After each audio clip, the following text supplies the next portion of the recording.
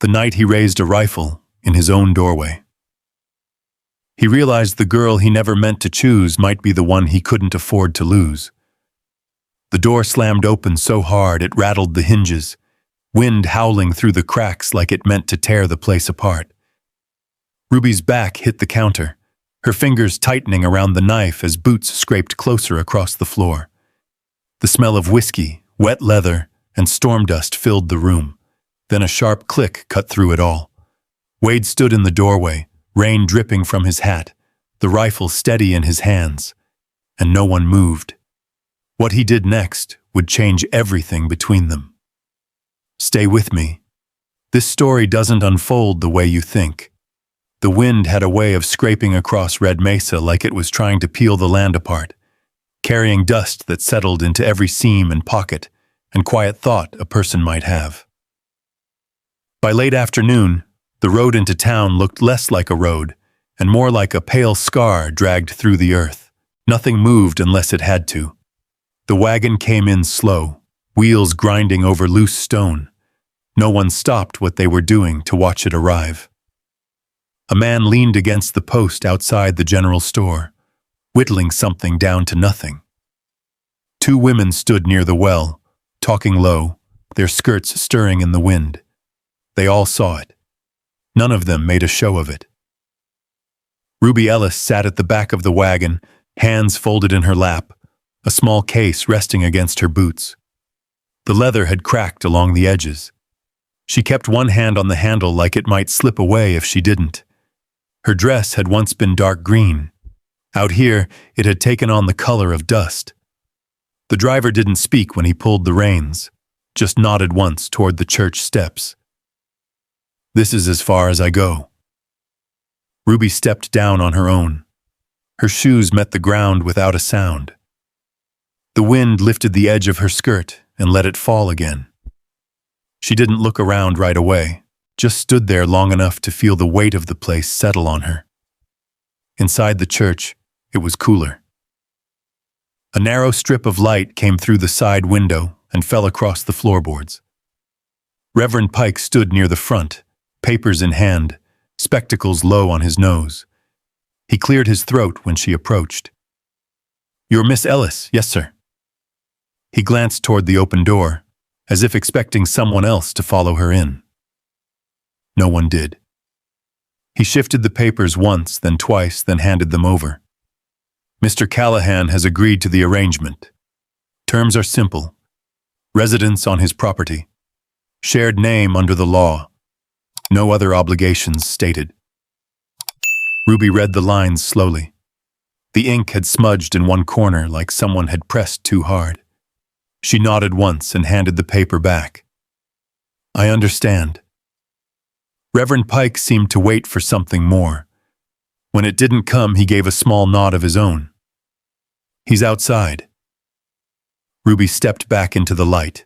Wade Callahan stood near the hitching rail, one hand resting on the neck of a bay horse. He didn't turn right away when the door opened. Just kept his gaze out toward the low hills, where the sky met the land in a thin, wavering line.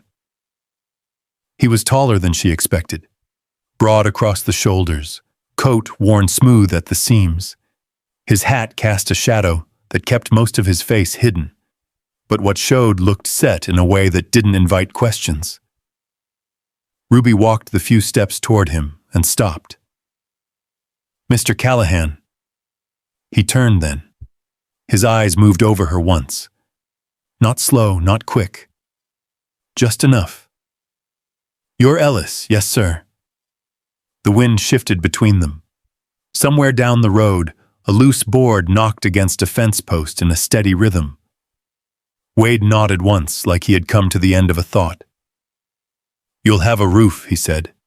"That's all I can promise." Ruby held his gaze. There was no weight behind the words, no softness either. Just truth, plain and unpolished. "That's enough," she said. He studied her for a moment longer, as if measuring something that didn't have a name. Then he turned back to the wagon. "Load your things." She picked up her case. It felt lighter than it should have. No one came to see her off. The two women by the well had gone. The man at the store had moved on to something else. The town closed in behind her without a sound. Ruby climbed into the wagon and settled onto the wooden seat. Wade took the reins. The horse shifted once, then started forward. The wheels rolled. The church grew smaller in the distance. The road stretched out ahead, pale and empty. Ruby didn't look back. The wind rose again, dragging dust across the path until it swallowed the tracks almost as soon as they were made. Wade kept his eyes on the horizon. Ruby kept her hands folded in her lap. Between them, there was space enough for a question. Neither of them asked it. The road narrowed as they left town behind. The land opened wide, dry grass bending in slow waves under the wind. Now and then a fence post leaned crooked, wire humming faintly as the breeze ran through it. Wade didn't hurry the horse. He drove like a man who knew exactly how far he had to go and saw no reason to arrive any sooner. Ruby sat still beside him, her hands folded the same way they had been since the church. Dust gathered along the hem of her dress again. She brushed it once, then let it be. They reached the ranch near sundown. The gate hung slightly off its hinge. Wade stepped down first, lifting the latch with one hand while holding the reins with the other. The horse walked through on its own. Ruby climbed down after, her boots landing on packed dirt worn smooth by years of use. The house stood a little way back, timber walls, sun-faded. One shutter loose on the west side, tapping soft against the frame. No smoke from the chimney. No movement in the yard except a water trough rocking gently where the wind caught it. Wade tied the horse without a word and carried her case inside. The door opened with a low groan. Inside, the air held the smell of wood, iron, and something long settled. A table stood near the window. 2 chairs. A stove with a dent along its side. Everything in its place. Nothing soft about it. Wade set the case down near the wall. "Room's through there," he said, nodding toward a narrow hallway. "Water's in the barrel out back. Coffee tins by the stove." Ruby gave a small nod. He didn't wait for more. Took off his hat, hung it on a nail, then stepped back outside like the house hadn't asked him to stay. Ruby stood where she was for a moment. The silence inside was different from the one in town. It didn't press. It just stayed. She walked to the sink, ran her fingers along the edge. Clean, but unused. The kind of clean that comes from being left alone too long. In the small room off the hall, a bed waited. Blanket folded tight. A window cracked open just enough for the wind to whisper through. She set her case down and didn't open it. By the time she stepped back into the kitchen, the light had shifted. Wade came in carrying a small sack, flour by the look of it. He set it on the table, pulled a chair, and sat. From his coat pocket, he took out a folded receipt, glanced at it once, then slid it aside. No greeting, no question. Ruby moved to the stove, lifted the lid. Cold. She found the kindling stacked in a crate, struck a match, and waited for the flame to catch. The wood took slowly, then all at once. The small fire filled the room with a low, steady crackle. Wade watched it for a moment, then looked away. That first evening, they ate without speaking. Beans from a tin, hard bread, coffee poured into 2 mismatched cups. Ruby set his in front of him without asking. He took it with a nod that didn't quite reach his eyes. When the meal was done, he stood, carried his plate to the basin, rinsed it once and set it upside down. "I'm up before sun," he said. "You don't have to be." Ruby wiped her hands on a cloth. "I wake early," she said. He paused, like he might say something else, then didn't. Took his hat and stepped out again, leaving the door to close on its own. The next morning came quiet. Ruby was already at the stove when Wade walked in. The fire had been lit again. A small pan sat over it, something frying slow. The smell reached him before he crossed the threshold. He stopped just inside. Ruby stood with her sleeves rolled, stirring with a steady hand. She didn't look up right away.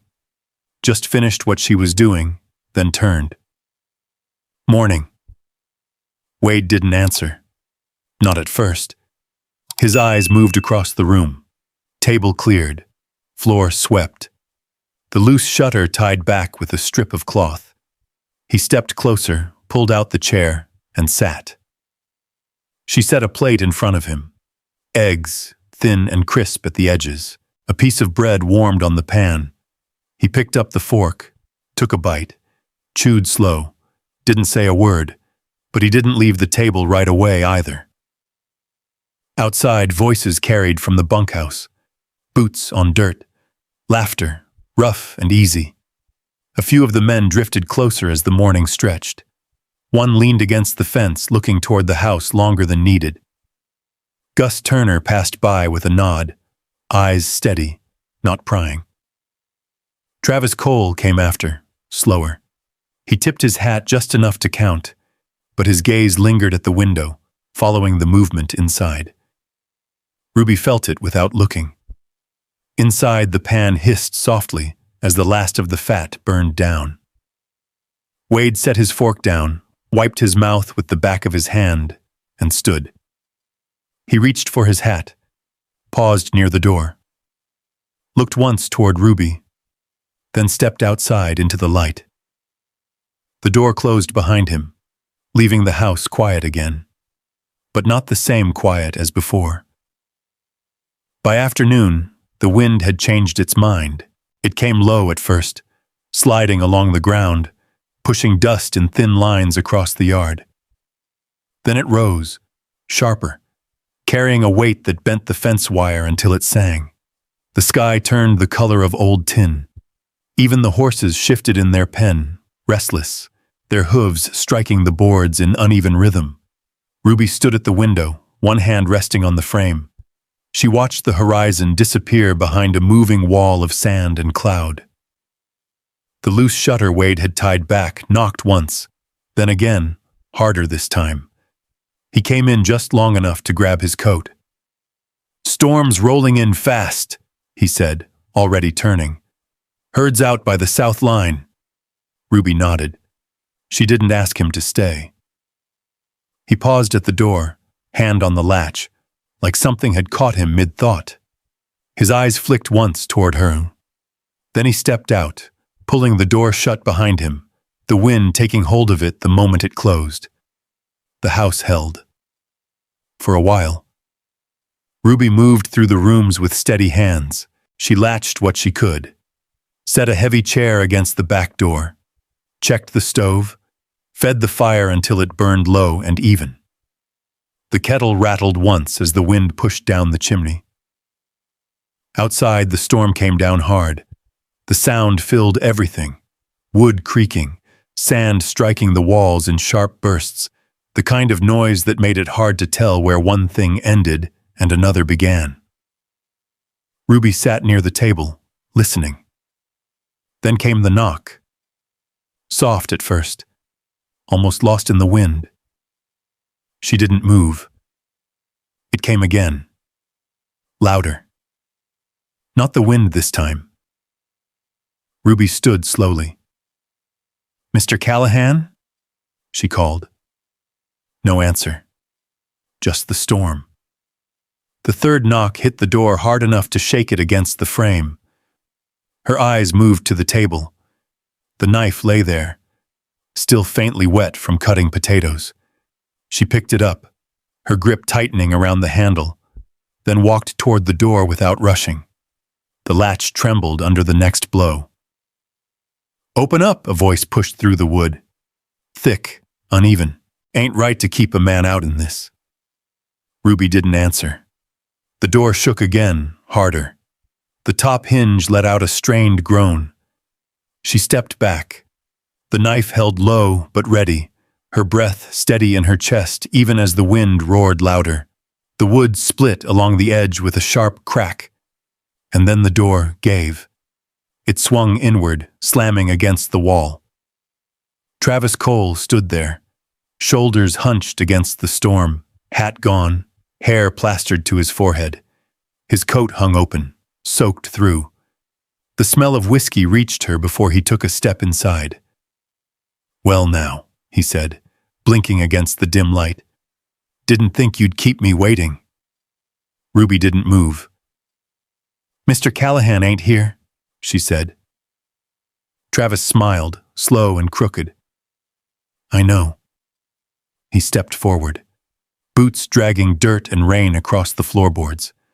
The wind shoved at his back until he pushed the door shut with one hand, sealing the noise down to a dull roar. The room felt smaller. Ruby held her ground, the knife steady in her hand. "You should leave," she said. He laughed once under his breath, like the idea didn't quite land. "You don't mean that." Another step. The fire popped behind her, the only other sound in the room. Travis's eyes moved over her, lingering too long, too easy. "Place like this gets lonely," he said. "Figure you might—" The click cut him off. It was quiet, clean, the sound of a rifle being brought to readiness. Travis froze. Ruby didn't turn. Wade stood in the doorway, hat low, coat dark with rain. Water dripped from the brim, hit the floor in steady drops. The rifle rested easy in his hands, not raised, but not lowered either. "Step away from her," he said. His voice didn't carry. It didn't need to. Travis swallowed. The grin slipped off his face like it had never been there. I said step away." The room held still. Travis took one step back, then another. His eyes flicked once to Ruby, then back to Wade. Whatever he saw there made him shift his weight toward the door. "Didn't mean nothing by it," he muttered. Wade didn't answer. He moved just enough to give Travis space. The door opened again, the storm rushing back in as Travis pushed through it, stumbling once before catching himself and disappearing into the wind. Wade closed it behind him, set the bolt. For a moment, neither of them spoke. The knife slipped from Ruby's hand and hit the floor with a dull sound. She didn't pick it up. Wade leaned the rifle against the wall, took off his hat, set it on the table without looking at her. Then he pulled a chair out and sat down. Not close, not far, just there. Ruby lowered herself to the floor where she stood, her back against the wall, her hands resting in her lap like she'd forgotten what to do with them. The fire burned low. The storm pressed against the house, but it didn't come in. Wade didn't ask if she was all right. Didn't move toward her.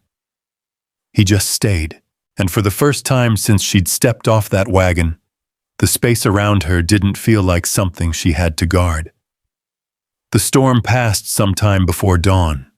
By morning, the air had changed. The dust had settled into the ground, darkened by a thin trace of rain. The yard looked different, as if the land had taken a long breath and let it out slow. Wade was already outside when Ruby stepped onto the porch. He stood near the fence line, checking the posts, pressing one with his boot to test its hold. His coat was gone, sleeves rolled, shirt still damp in places where the rain had soaked through. He didn't look toward the house. Ruby stayed on the step for a moment, her hand resting on the doorframe. The wood was cool beneath her palm. She watched him the way a person watches something that has changed without warning. Then she stepped back inside.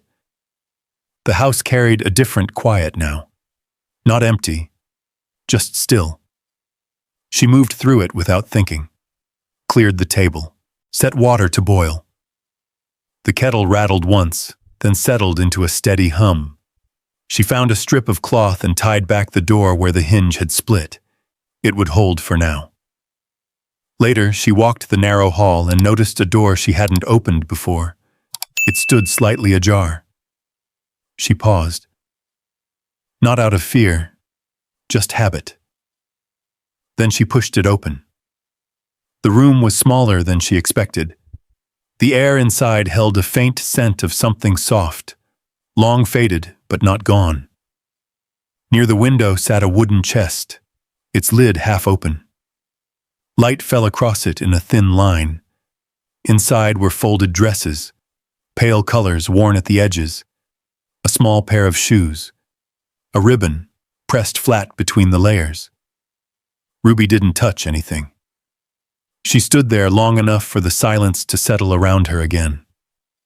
Behind her, the floor creaked. Wade stood in the doorway. He didn't raise his voice, didn't step forward. "They're gone," he said. Ruby turned. His face didn't change, but something in his eyes had already moved elsewhere, somewhere past the room, past the house. She nodded once.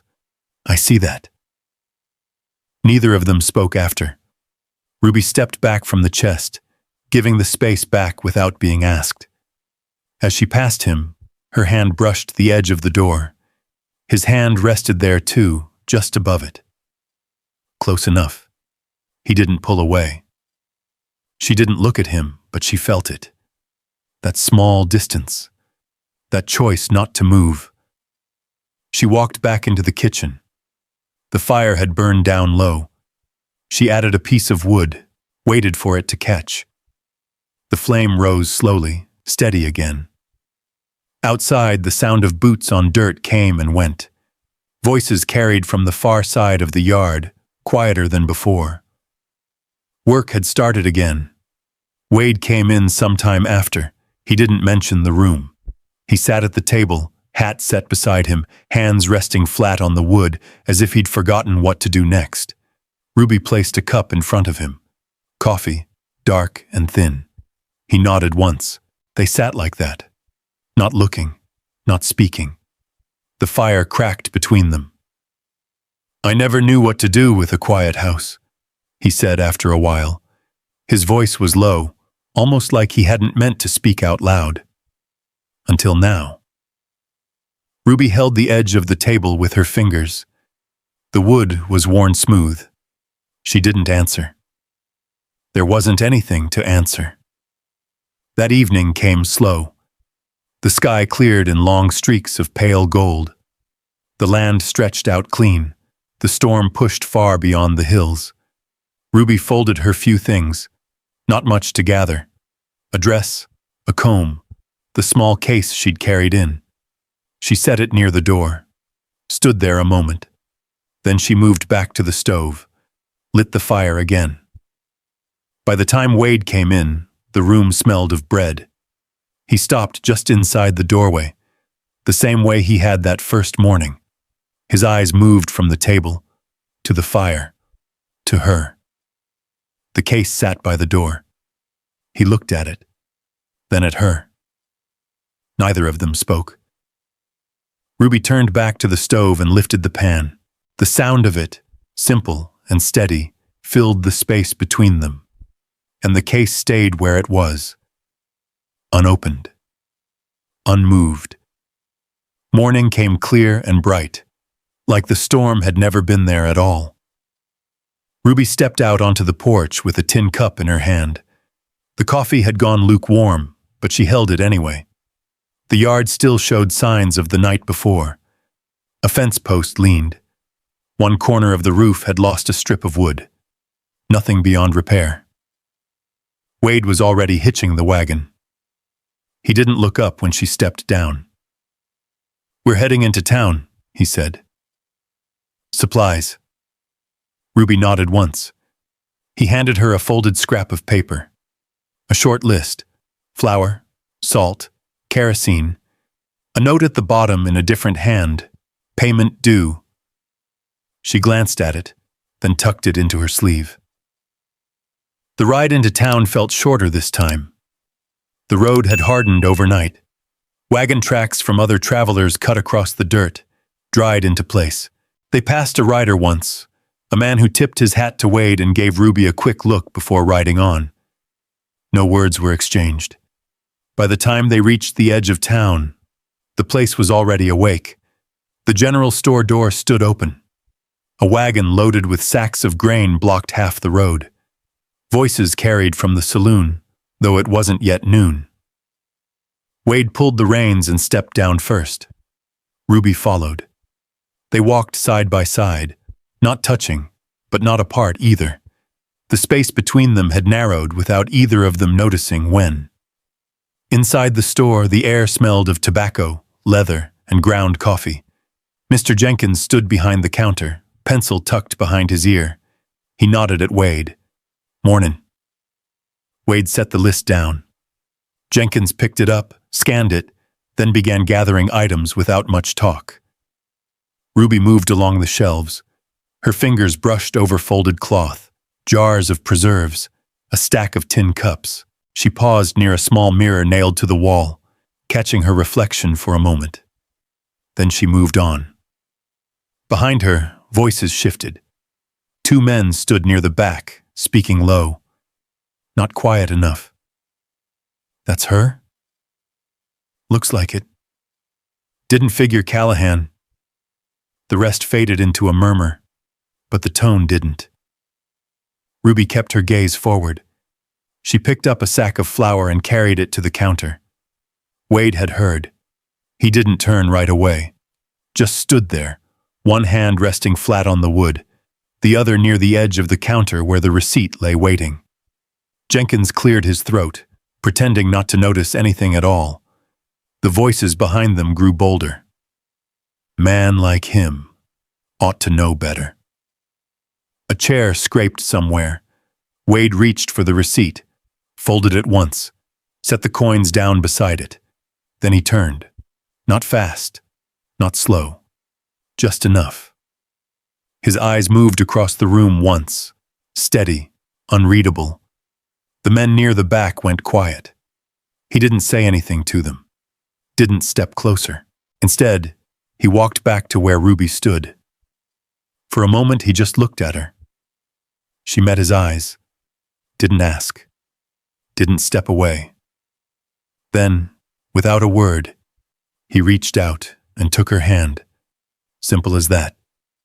His grip wasn't tight, but it didn't leave room for doubt.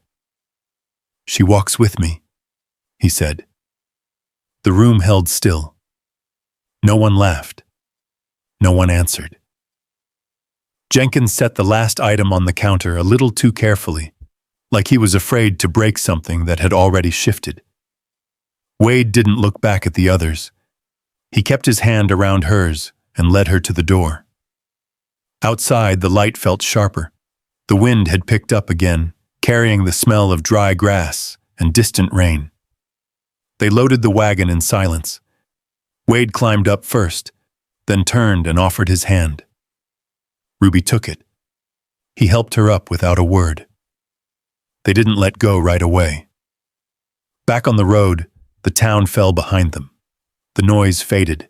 The looks, the voices, just the sound of the wheels again, steady against the dirt. Ruby kept her hand where it had been. So did he.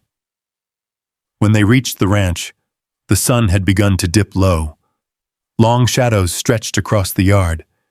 Wade tied the horse, then turned toward the house. Ruby stepped onto the porch ahead of him. The door opened with the same quiet groan as always.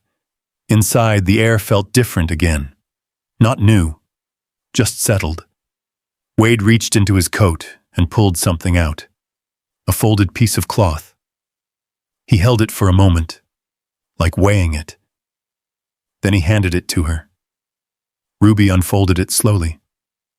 A woman's scarf worn soft at the edges. Faded, but clean. She looked up. Wade met her gaze. "This house forgot how to live," he said.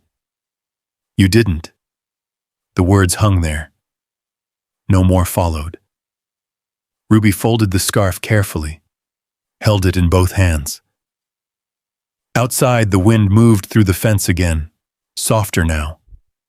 Wade stepped past her into the room. Not close. Not far. Just there. Ruby stood in the doorway a moment longer, the light fading behind her. Then she stepped inside. The door closed, and this time the quiet felt like something that would stay. If you had stood there with Ruby, dust still on your boots, the weight of a place that never asked your name but expected you to prove it, you might have done the same. You might have kept your hands steady, even when they trembled. You might have learned that safety doesn't arrive all at once. Sometimes, it sits across the room first. Then it stays. Then, one day, it reaches for your hand in front of the whole world and doesn't let go. Wade never said much. Ruby never asked for more than she was given.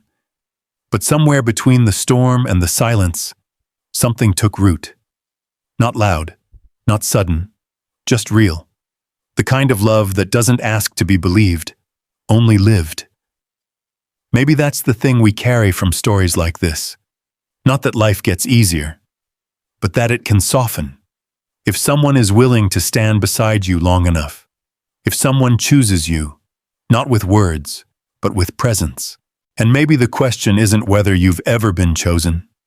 Maybe it's whether you've found the courage to stay when it matters. If a moment like that ever found you, I'd like to hear it. Tell me where you're watching from and what staying looked like in your life. There are more stories waiting just beyond this one. Quiet ones, hard ones, the kind that linger.